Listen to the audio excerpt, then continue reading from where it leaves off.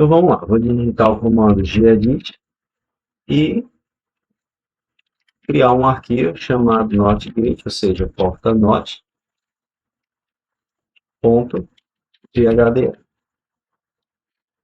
Ok, tá?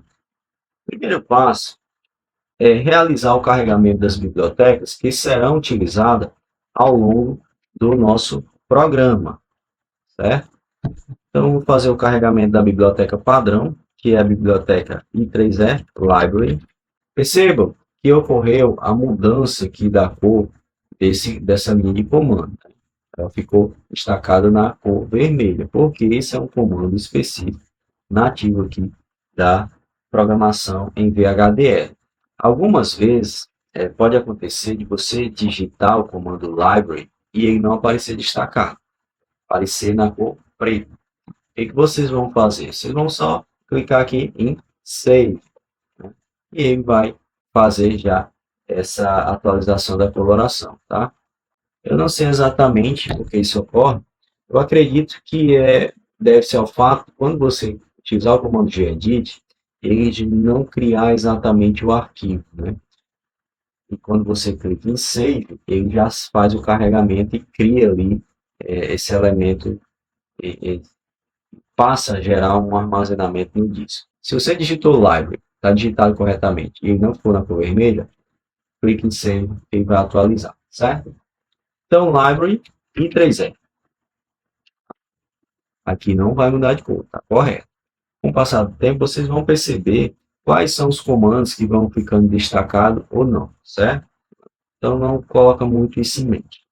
Vocês vão absorver isso aí naturalmente. Library 3E, vou dizer exatamente o que eu quero usar. Então, use i3e.stdlogic, certo? Que ele mudou novamente a cor para ver, está digitado correto. Utilizem isso também para perceber se a sintaxe está ou não correta. É muito comum ter erros de digitação quando você está desenvolvendo os códigos, tá? Então, essa é uma forma de você perceber se está ou não digitando corretamente. A stdlogic, traço, underline, 1164.all. Use tudo. Okay? Então, esse é o nosso primeiro passo. Se vocês quiserem colocar como comentários, você digita traço, traço, ele mudou para a cor azul. E tudo que você digitar aqui, a partir desses dois traços, ficará na cor azul, representando a nota de comentário. Então, fizemos aqui o carregamento, library 3E, use 3E, stdlogic, use 64.1. Feito isso, vamos criar nossa entity, ou entidade. Tá? Vou atribuir um nome a essa entidade, vou chamar ela de notgate. Percebe que o nome da minha entidade é exatamente igual ao nome do que eu atribuí ao arquivo. Isso não é obrigatório. Eu posso ter uma entidade com um nome diferente do nome que eu utilizei para o arquivo. Mas por que eu atribuo? Também é, ao meu ver, uma boa prática. Porque quando a gente vai fazer carregamento de códigos desenvolvidos em um segundo arquivo, né?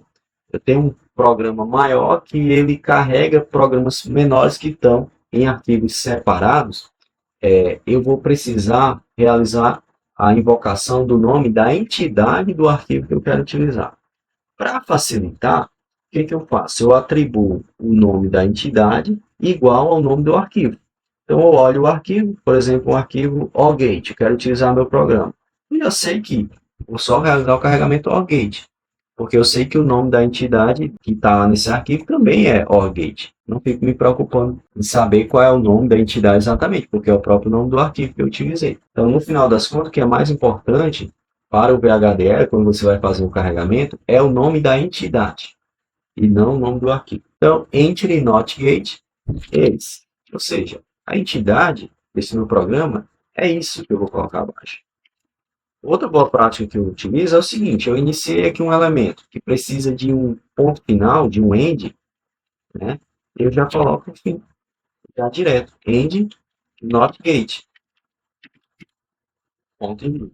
Eu não me preocupo, sempre que eu faço essa especificação, se o elemento precisa de um end ao final, eu já coloco. A entidade ela funciona como uma interface. É na entidade que eu faço a especificação das entradas e saídas, das variáveis, tanto das variáveis, também de seus atributos, se é um bit, se é um stdlog, se é um número inteiro, coisas desse tipo. Então, port, comando port, parênteses é opcional, mas facilita aqui a separação, facilita a análise do arquivo quando tem esses elementos. Então, eu vou dizer, qual é a variável de entrada? Outra coisa que vocês podem relacionar essas variáveis são aos pinos da porta. Então, pino de entrada é o quê? Um I1, uma entrada, um pino I1.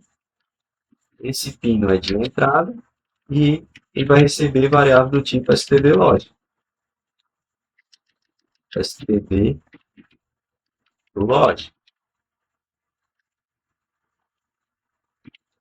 Poderia utilizar bit, também é um tipo de variável? Sim, poderia utilizar bit. Só que a stdlog é uma variável bem mais abrangente, né? Ele pode ser utilizado para don't care, autoimpedância, não, não definido, né? É bem mais abrangente. Mas eu posso utilizar aqui também para bits, não tem problema. Então, std log. E se for um vetor? Log vector, certo? Aí vocês poderiam colocar, vamos imaginar que tivesse 3 posições. 3 down to 0. Ou seja, da esquerda para a direita, eu tenho elementos mais significativos, elementos menos significativos, certo? Eu vou apagar aqui, como é só um bit, só coloco std lógico, o programa já entende. Ponto e vírgula, e agora saída alt 1, uma variável tipo saída, também tipo std lógico. Se a entrada é std lógica, a saída tem que ser std lógico. Uma forma de organizar melhor, ao meu ver, é utilizar aqui os espaçamentos, né? Fazer uma organização estrutural, que eu vou abrindo um determinado elemento, vou colocando outros elementos, né, mais afastados. Então, uso o tab para criar uma espécie de hierarquia estrutural. Tá? Normalmente, eu deixo esse parênteses na parte superior, coloco aqui espaço, né, e coloco esses parênteses aqui ao final. Seleciono tudo, um tab, alinhou. Mas como eu quero criar uma hierarquia visual, faço isso. Outro tab. Vou voltar esse aqui, mais um tab, ele fica no início. Então, eu consigo perceber que tem parênteses aqui, parênteses aqui. Tá? Esse ponto e vírgula, ele, na verdade, ele está aqui ao final. Por isso que eu não posso colocar um ponto e vírgula aqui, porque isso vai incorrer em um erro de sintaxe. Né? Esse ponto e vírgula, ele já está aqui ao final. Então, todo esse espaçamento, esses parênteses para o VHDL é irrelevante. É como se não existisse aqui. Tá? São só elementos de organização, parênteses, espaçamentos, tudo isso. Então, vou aqui. Pronto. Dessa forma, eu criei a entidade NotGate e export em um pino de entrada. Vocês podem entender isso como um pin out, tá bom? Pin de entrada, tipo stdlog, pin de saída, do tipo stdlog, end NotGate. Finalizei a entidade. Então, isso, criar a entidade é o segundo passo. Primeiro passo, realizar o carregamento das bibliotecas. Segundo passo, criar a entidade. Terceiro passo, criar o que é chamado no código VHDL de architecture, ou seja, a arquitetura do meu programa. É na arquitetura que vão estar, de fato, implementadas funcionalidades. Tá? Então, architecture, nome da arquitetura. Normalmente coloco behavior, significa comportamento, porque vai fornecer um entendimento literal. Eu gosto muito de recorrer a essa estratégia, que facilita o meu aprendizado. Então, Architecture Behavior of NotGate is and Behavior. Lembra que eu disse que sempre que eu carrego um elemento que precisa de um end ao final, na sequência eu já coloco o end? Tá? Vamos entender o que está escrito aqui. Ó. Arquitetura, Architecture Behavior, ou seja, o nome dessa arquitetura é comportamento referente à porta NotGate, ou seja, referente a essa entidade. Então, Architecture Behavior of NotGate é isso, ou seja, a arquitetura, comportamento da porta NOT é isso que eu vou colocar abaixo. Entenderam a lógica? Ok. Vou criar arquitetura. A partir daqui tem duas abordagens que poderíamos utilizar para desenvolver essa funcionalidade da porta inversora. Tá? Vou apresentar a primeira, que é muito mais prática. Vou digitar begin. O comando begin não precisa ter ponto e vírgula no final, então iniciei a arquitetura. Digito simplesmente Alt1 recebe nota de 1. Simplesmente isso. Certo? Tá, ok. Desenvolvi o código. Quero saber se ele está tudo ok com ele. Primeiro a gente vai executar uns comandos e ver se a sintaxe está show de bola. Tá? Depois a gente vai ter que desenvolver o arquivo testbench para ver ali a forma de onda e de fato bater o martelo e dizer, não, nosso programa está funcionando corretamente, certo? Então, só depois que executar o arquivo testbench referente a ele, no GTK Wave. Tá? Mas tem como a gente ver se pelo menos a sintaxe está correta. Quando a gente abre um terminal e executa esse comando aqui, gedit notgate, o que ele faz? Ele já está executando isso aqui. Então, esse terminal ele fica ocupado. Se eu digitar qualquer outra coisa aqui, ele não vai executar, porque ele já está ocupado com esse comando aqui, gedit. O que eu vou precisar fazer? Eu vou precisar abrir um novo terminal. Vou lá na minha pasta de trabalho, diretório, e vou executar os seguintes comandos. chdl-a. O A é a abreviação de Analyze. Então, eu estou dizendo para esse programa analisar o seguinte arquivo, NotGate. Como foi que eu realizei esse preenchimento tão rápido? Eu digitei tudo rapidamente? Não, eu utilizei a tecla Tab.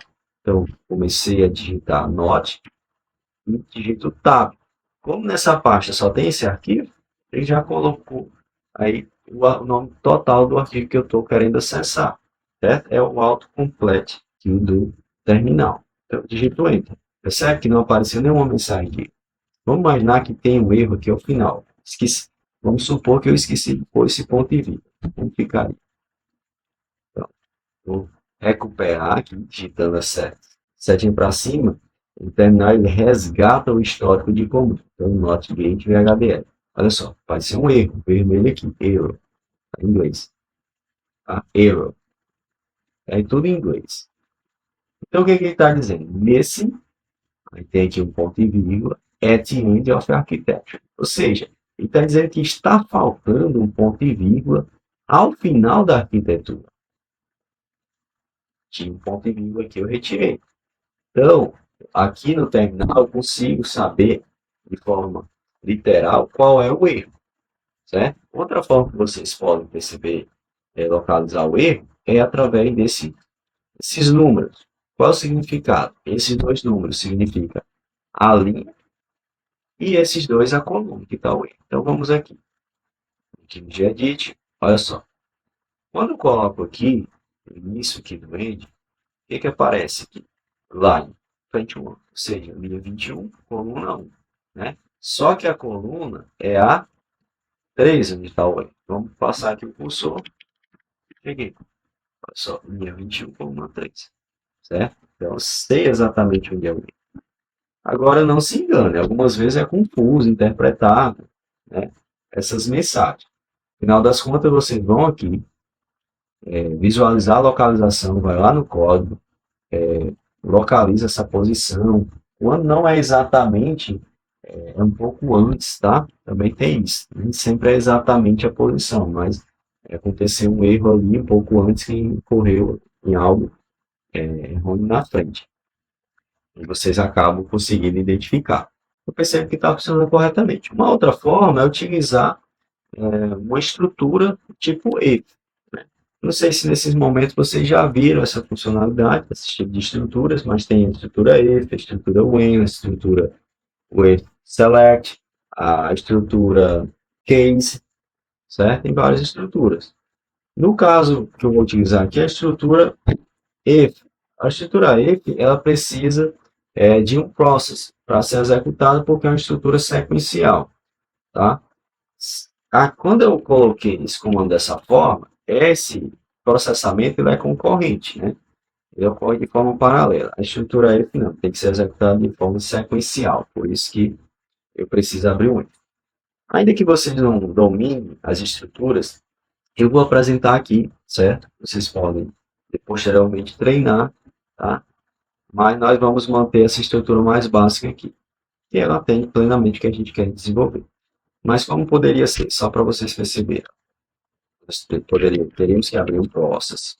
Quando abre-se um process, você tem que perceber se esse process será atualizado sempre, ou se ele só será executado uma única vez. Por exemplo, os arquivos teste bench, eu vou abrir um process, e ele só vai ser executado uma única vez. Tá?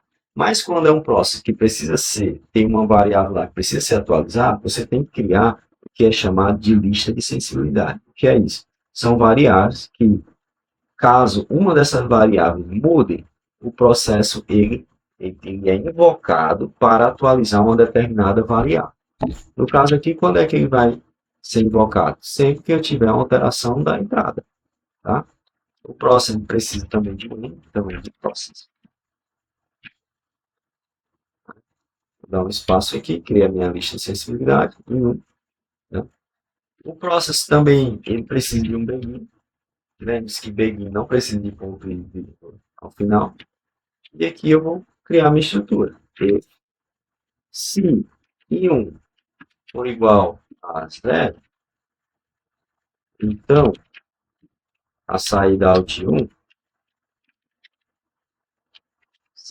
receberá o inverso disso, a negação, ou seja, será 1.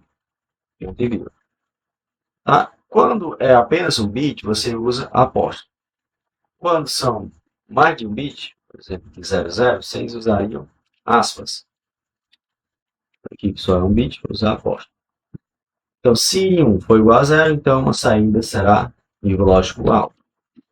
Se não, porque aqui só tem duas possibilidades, ou é 0 ou é 1. Então, eu não preciso criar um outro se. Já vou com se não, alt 1, ele vai receber nível lógico baixo, ponto e vírgula. O if também precisa de finalização, então end if, ponto e vírgula.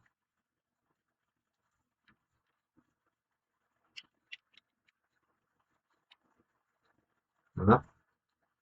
Então, process, abri o process,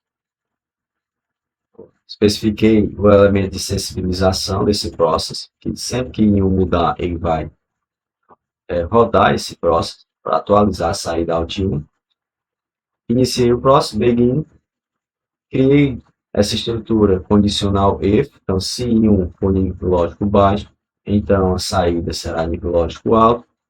Se não, ou seja, se 1 for nível lógico alto, a saída será nível lógico baixo. Eu gosto sempre de colocar alinhado dessa forma, certo? Para facilitar a minha análise visual. Ok. Finalizei aqui, o end if, end process, end behavior. Vamos ver se está funcionando corretamente. Vamos aqui, clear. Se vocês quiserem limpar o terminal, digita clear, limpar. Vamos resgatar aqui o comando. Percebo que não apareceu nenhuma mensagem de erro, tá? Mas eu vou utilizar aquela forma lá. Bem, então Alt 1 recebe a negação de 1. Alt 1. Vou resgatar novamente o comando. Tudo ok. Então, pessoal, esse aqui é o nosso primeiro código. Posteriormente, vou apresentar mais códigos. Nós vamos crescendo em complexidade. Esses códigos eles vão crescendo em complexidade à medida que nós formos evoluindo em conhecimento. Tá? Então, nos vemos aí no próximo vídeo.